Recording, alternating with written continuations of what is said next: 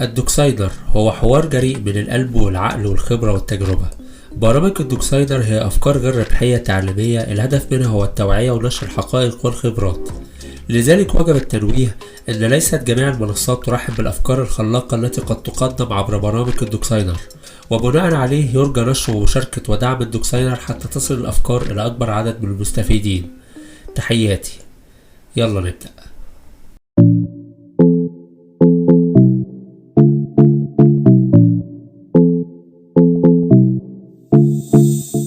ازيكم وعاملين ايه جميعا؟ النهارده هنتكلم في موضوع ممكن يعجبكم شويه ويطمنكم على مستقبلكم. يعني خلينا نقول ان انا مش عايز اشجع حد على حاجه معينه، بس انا هقول لكم وجهه نظر بعض الحاجات الغريبه اللي ممكن تحصل في مجتمعنا ده او في الحياه عامه. يعني حاجه غريبه جدا ان انت ممكن تكون بسبب ان انت اوفر ريتد فتكون فاشل في حياتك. انا مش بشجع ان انت تبتدي تتغر في نفسك او تقيم نفسك على ان انت اوفر ريتد وده سبب فشلك، يعني لا، بس في نماذج ممكن تكون حاولت ان هي تطور في نفسها فابتدت تعلى قوي بالمستوى، فابتدت ما تبقاش مطلوبه. في حاجات مطلوبه ان دايما بيقول لك اللي هو ايه، الزيرو ليفل. لا هو عايز حد فوق المستوى ولا هو عايز حد تحت المستوى، هو عايز واحد طبيعي زيرو. ليه؟ لان الزيرو ده بالنسبه له اولا بيطمنه ان هو مش هيجي مثلا ياخد مكانه في يوم من الايام، وحتى لو وصل ان هو ياخد مكانه في يوم من الايام مش على طول، مش دلوقتي، يعني شويه كده لما يتطور بقى وزي ما بيقول لك يتمرمط بقى ويدوحر في الشغلانه دي يبتدي يوصل مستواه ان هو يبقى كويس، يكون الشخص التاني اللي هو عينه مثلا او حاجه زي كده خلاص بقى اتكل على الله. لكن فكره ان هو يبقى داخل اصلا يمتلك حاجات عاليه قوي اكتر مثلا من اللي بيعينوه او اللي معاه، دي بتقلق كتير قوي. في نفس الوقت مثلا تلاقي واحد داخل في الزيرو ليفل بس مره واحده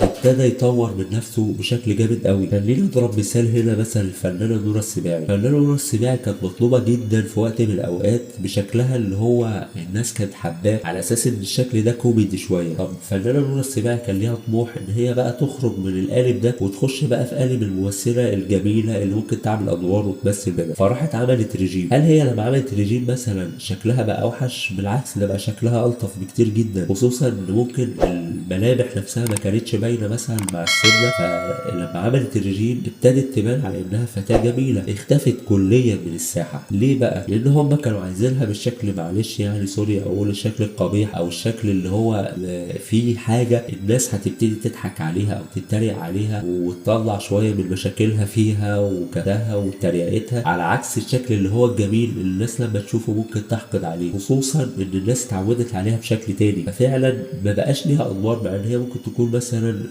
كتمثيل بقى ما خدتش فرصتها ان هي تمثل تمثيل، كل فرصها اللي خدتها ان هم كانوا بيتريقوا عليها في المجال ده. فلك ان تتخيل ان تطويرك او ان تميزك في شكل ما، حتى لو التميز ده بشكل وحش، ممكن يكون سبب في نجاحك اكتر من ان انت تكون متفوق بشكل عالي قوي. فاللي عايز اقوله يعني ان انت ما تقلقش، يعني لما تلاقي مثلا في مكان ما قدرش اللي انت تقدمه او الامكانيات اللي عندك، ممكن يكون هو ما شافهاش وفي نفس الوقت ممكن يكون خايف منها، بس مش معنى ده ان انت تقيم كل رفض في حياتك او كل فرصه بتضيع منك على ان انت اعلى من المستوى ده. خليك دايما طموحك عالي. في وقت من الاوقات يا اما في مكان هيستغل ده، يا اما هتلاقي المكان اللي يقدرك، يا اما انت بنفسك تطويرك ده هيوصلك لمكانه اعلى من الفرص اللي ممكن كانت قليله او كانت تحجب مواهبك في المكان اللي ممكن يدفن مواهبك فيه.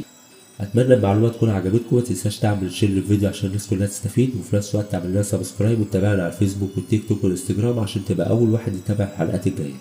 شكرا.